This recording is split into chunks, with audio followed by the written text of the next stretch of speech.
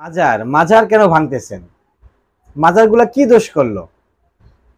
এখানে দোষের কি দেখলেন আপনারা যে মাজারগুলা ভাঙতেছেন? একবারে বাইরে বুড়ে ইট দিয়ে কিভাবে বাইরাচ্ছেন, বাঁশগুলো চিরে করে নিয়ে যাচ্ছেন, ওখান থেকে ভাঙতেছেন, আবার ভাঙ্গে আবার লুটপাটও করতেছেন। কি অপরাধ মাজারের? নবী মোহাম্মদ সাল্লাল্লাহু আলাইহি সাল্লাম বলেছেন, উঁচু মাজারগুলো, উঁচু কবরগুলো ভেঙে চুরমার করে দাও, ভেঙে একবার সমান করে দাও। আপনি উঁচু কবরটা ভাঙেন, ভাঙ্গা চুরমার করে দেন, তাই তো হয়ে গেল। তো সমস্ত মাজার কেন ভাঙতেছেন? কি অপরাধ মাজারের?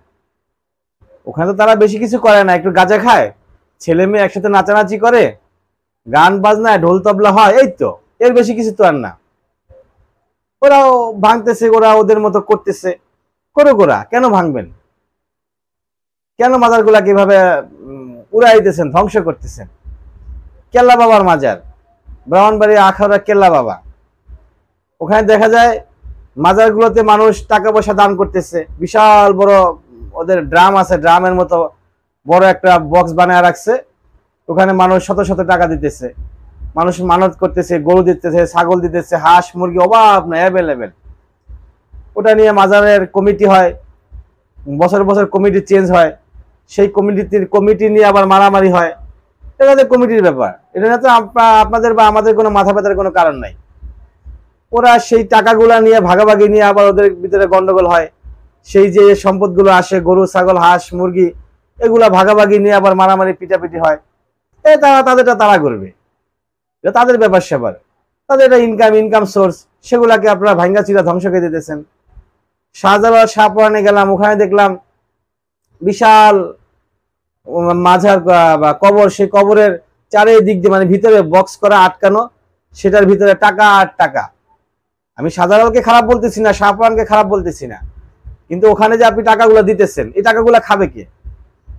শাহজালাল কবরের নিচে, শাহপুরান কবরের নিচে খুব বিপদে আছে, অভাবে আছে, তাই না?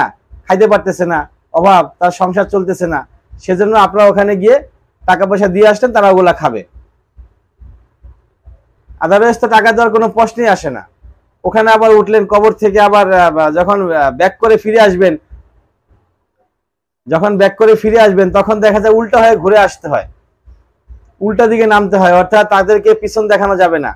মানে শাহজালাল শাহপুরান কবর থেকে আপনার দিকে তাকায় আছে, আপনি কোন দিকে তাকায় হাঁটতেছেন, রাস্তা দিয়ে যখন হাঁটেন, আশেপাশে দেখেন তখন হাঁটেন, তখনও উল্টা হয়ে হাঁটলে সমস্যা নাই, ওখান থেকে নামার সময় উল্টা হয়ে নামতে হবে।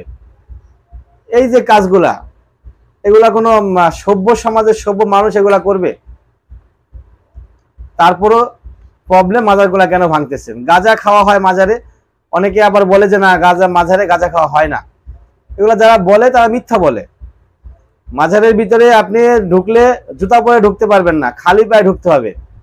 মাজার যে চত্বর, মাজার যে এরিয়া, ম্যাক্সিমাম মাজার চত্বরে আপনি ঢুকলে গেট থেকে আপনার জুতা আটকে দেওয়া হবে, ওখানে বাইরে জুতা রাখার ব্যবস্থা আছে, অথবা আপনি জুতা আপনার নিজস্ব তত্ত্বাবধানে ব্যাগে করে বা অন্য কোথাও নিয়ে আপনি ঢুকতে পারবেন, জুতা পায়ে দেওয়া অবস্থায় ঢুকতে পারবেন না। অথচ ওখানে কুকুর ঘুরতেছে ল্যাংটা হয়ে, কোনো সমস্যা নাই। কুকুর সে একটা পবিত্র প্রাণী, তাই না? মানে মানুষের চাইতেও কুকুরের দাম বেশি, ওখানে কুকুর ঘুরবে, অনায়াসে ঘুরবে, কোনো প্রবলেম নাই। অথচ মানুষ তা জুতা পরে ঢুকতে পারবে না। পাশেই দেখবেন ওখানে ভিতরে, এরিয়ার ভিতরেই আমি দেখছি, আপনারা দেখছেন কিনা জানি না, আমি দেখছি অনেক মাজারে, আমি দেখছি এরকম যে মাজার চত্বরের ভিতরে লাল শালু পরে, মাথায় চট লাগানো, 6 মাসে হয়তো সে গোসল করে নাই, আরামসে বসে বসে গাঁজা খাচ্ছে। বৃহস্পতিবার হলে তাদের মাজার হয়, গান বাজনা অনুষ্ঠান হয়, উরুসের নাম ধরে ম্যাক্সিমাম মাজারগুলোতে বৃহস্পতিবার উরুস হয়। উরুসের নাম দিয়ে তারা সেখানে গাঁজার আসর বসায়, গান বাজনা হয়, মহিলারা থাকে, পুরুষরা থাকে, একসঙ্গে ঢোল তবলা বাজায়া তারা গান গাইতেছে। এখন অনেকেই বলে আপনারা মাজার ভেঙে দিতেছেন, উঁচু উঁচু কবর ভাঙতেছেন, নবীর কবর কেন ভাঙেন না?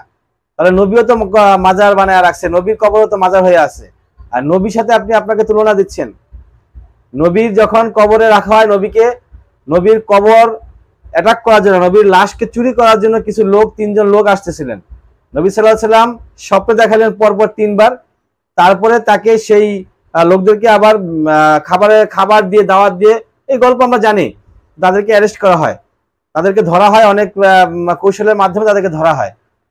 তারপর থেকেই এই নবীর কবরটাকে প্রোটেকশন দেওয়া হয়, যেহেতু নবী অক্ষত অবস্থায় আগে যেভাবে ছিলেন সেভাবে আছেন, নবীর লাশ চুরি হওয়ার সম্ভাবনা আছে, সেজন্য নবীর লাশটাকে প্রোটেকশন হিসেবে রাখা হয়েছে। তা আপনার কবর কে চুরি করতে আসবে? বা এই ধরনের ঘটনা কখনো ঘটছে কিনা? আপনারা কোন হিসাবে, কোন আকলে, কোন বিবেক নিয়ে নবীর সঙ্গে আপনাদের এই কেল্লা বাবা, ল্যাংটা বাবা, গোলাপ বাবা, এই বাবা, ওই বাবা, পান সুপারি বাবা, কামিজ বাবা, এদেরকে আপনি তুলনা করতেছেন? একজন ভদ্রলোক পুরুষ মানুষ, সে কামিজ পরে ঘুরে বেড়ায়, পাগল, গাঁজামদ খায়, খায় ঘুরে বেড়ায়, কামিজ পরে, সে মারা গেল, নাম হয়ে গেল কামিজ বাবার মাজার। আহমদুল্লাহ সাহেব একটি ইতিহাস বলে আপনারা নিশ্চয়ই শুনছেন, শায়েখ আহমদুল্লাহ, যে পান সুপারি মাজার কিভাবে হয়। আপনারা তো অবশ্যই শুনছেন আহমদুল্লাহর মুখে, যে এক লোক পান ব্যবসায়ী, সে বটগাছের নিচে বিশ্রাম করছিল, পান পড়ে গেল, কিছু পান পড়ে গেল কুকুরের পায়খানার উপরে, তখন সে নোংরা জায়গায় পড়লো, সেটা নিল না। আরেকজন সুপারিওয়ালা এসে বসলো, সে ভাবলো এখানে পান রাখছে, এই জন্য তার ব্যবসা ভালো হয়, সেও কিছু সুপারি রেখে গেল। আরেকজন ব্যবসায়ী আসলো, সে ভাবলো এখানে কিছু রাখলে ব্যবসা হয়তো ভালো হয়, সেও কিছু রাখলো। এভাবে এরপরে একজন ধান্দাবাজ আসলো, আইসা সেখানে কাপড় টাপড়, লাল কাপড় বিছায়, সে চিন্তা করলো এই তো ধান্দা শুরু হয়ে গেল, সে একটা মাজার নাম দিয়ে দিল পান সুপারি মাজার। এখন ওখানে মানুষ দান সদকা করে। তো এইভাবে মাজার হইতেছে। ল্যাংটা বাবা, ওখানে বাবা ল্যাংটা হয়ে বসে থাকে, ল্যাংটা বাবার মাজার। এই যে মাজারগুলো, নাম শুনলে তো বোঝা যায় যে আসলে কিরকম। অলি আউলিয়াদের বিপক্ষে যাওয়া যাবে না, আমি অলি আউলিয়াদের বিপক্ষে না। বাংলাদেশে আমরা ইসলাম পেয়েছি অলি আউলিয়াদের মাধ্যমেই, ওদের বিপক্ষে কথা বলা যাবে না। কোন আউলিয়া, কোন অলি কি বলে গেছেন তার জন্য মাজার বানাতে? তার জন্য মাজার বানায় সেই মাজারে পূজা হবে। আমরা বিভিন্ন সময় এখনো দেখতে পাই, এখন এগুলো বেশি বেশি দেখা যাচ্ছে। আপনি ফেসবুক, ইউটিউব, যে কোনো জায়গায় ঘুরলেই দেখবেন যে মাজারের ভিতরে কি কি হচ্ছে। ওখানে সেজদা হচ্ছে, পায়ে সেজদা দেয় মানুষ, মানুষের পায়ে সেজদা দেয়, মহিলা পুরো জড়ায়া ধরতেছে, নাচতেছে, গাইতেছে, ঢোল তবলা বাজতেছে। এটার নাম কি মাজার? আবার এক শ্রেণীর লোকেরা বড় বড় কথা বলতেছে যে এখানে এগুলো হয় না। তাহলে এই ভিডিওগুলো কোত্থেকে আসছে? বৃহস্পতিবার তো বিভিন্ন ওরসে দেখাই যায় এরকম। তারপরে হচ্ছে আপনার, তারা আবার হুমকি দেয়, যদি মাজার ভাঙা হয় তারা মসজিদ ভেঙে ফেলবে, মাদ্রাসা ভেঙে ফেলবে। একটা মসজিদ ভাঙলে একটা মাদ্রাসা ভাঙা হবে, একটা মসজিদ ভাঙা হবে। তা আপনি চিন্তা করেন, যারা মসজিদ ভাঙার কথা বলতে পারে, মাদ্রাসা ভাঙার কথা বলতে পারে, তারা ইসলামের কোন জ্ঞানে জ্ঞানান্বিত? তারা কোন জায়গা থেকে জ্ঞান অর্জন করছে? তারা মাদ্রাসা ভেঙে ফেলবে, তারা মসজিদ ভেঙে ফেলবে। তার মানে এটা স্পষ্টই বোঝা যায় যে ওদের সাথে ইসলামের কোনো সম্পর্ক নাই। যারা মাঝার পূজারী, মাঝারে গিয়ে যারা আড্ডা দেয়, গাঁজা খায়, মদ খায়, যারা লাল শালু পরিয়া যারা এখানে তবলা বাজায়, নাচানাচি করে, মাজারটাকে টিকায় রাখার জন্য যারা আন্দোলন করতেছে, তাদের সাথে ইসলামের কোনো সম্পর্ক নাই। ওখানে মোমবাতি জ্বালানো হয়।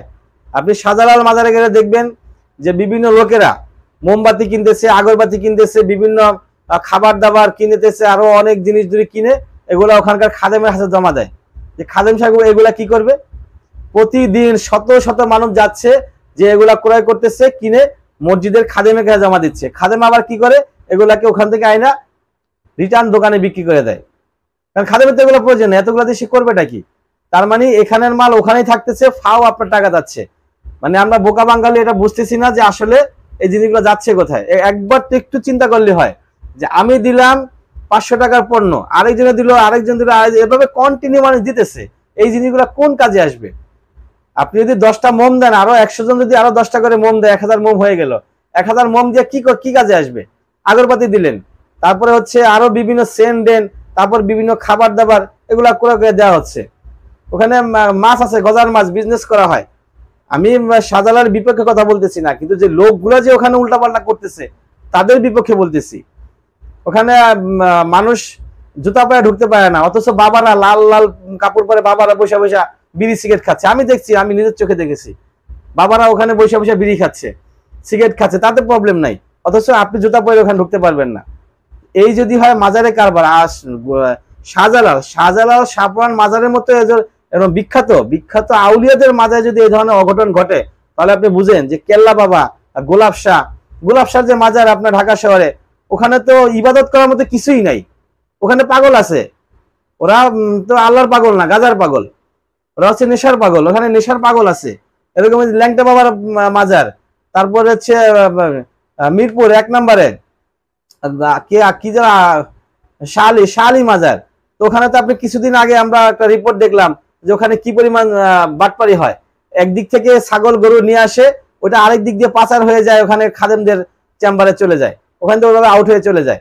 তো এরকম আমরা কিছুদিন আগে একটা লাইভ ভিডিও এরকম দেখলাম। তো এরকম মাজারগুলোতে যে কন্টিনিউ দুর্নীতি, 2 নাম্বারই খারাপ কাজ চলতেছে, ওরা এটা মানতে রাজি না। নবী সাল্লাল্লাহু আলাইহি সাল্লাম যেখানে বলছেন যে যদি উঁচু উঁচু কবর দেখো, উঁচু উঁচু মাজার দেখো, তাহলে ভেঙে সমান করে দাও, এটা কি কোনো মাজার রাখা যাবে না। নবী সাল্লাল্লাহু আলাইহি সাল্লাম যেহেতু এই কথা বলছেন, তারপরে আর কোনো কথা থাকতে পারে না। কেউ যদি আপনি মাজার বানাইতে চান, মাজার রাখতে চান, তাহলে আপনি নবী বিরোধী, আর নবী বিরোধী মানে আল্লাহ বিরোধী। অতএব আমাদেরকে যেটা করতে হবে, মাজারকে অবশ্যই ভেঙে দিতে হবে। যদি যেহেতু একটা স্বাধীন দেশ, আমরা এখানে গণতান্ত্রিক দেশ, এখানে সরাসরি মাজার আমরা ভাঙতে গেলে প্রবলেম হইতে পারে, হাতাহাতি মারামারি পিটাপিটি 2 গ্রুপের সংঘর্ষ হইতে পারে। সেজন্য এটা আইন শৃঙ্খলা বাহিনীর সহায়তায় তাদের প্রোটেকশন নিয়ে কাজগুলা করতে হবে। আইন নিজের হাতে তুলে নেওয়া যাবে না। আইন সবার জন্য সমান, আইন তুলে নেওয়া যাবে না। অন্যায় করছে মাজারের লোকেরা, অন্যায় করছে ওখানের লোকেরা, তো সেই অন্যায়টাকে আপনি প্রতিবাদ করতে গিয়ে আপনি আবার অন্যায় করলেন না, সেটা করা যাবে না। অতএব মাজারগুলা ভাঙার জন্য যেভাবে আইনি প্রক্রিয়া আছে, সেই আইনি প্রক্রিয়ার মাধ্যমে আলেমদের সাথে পরামর্শ করে আইন শৃঙ্খলা বাহিনীকে সঙ্গে নিয়ে তারপর মাজারগুলা ভাঙতে হবে।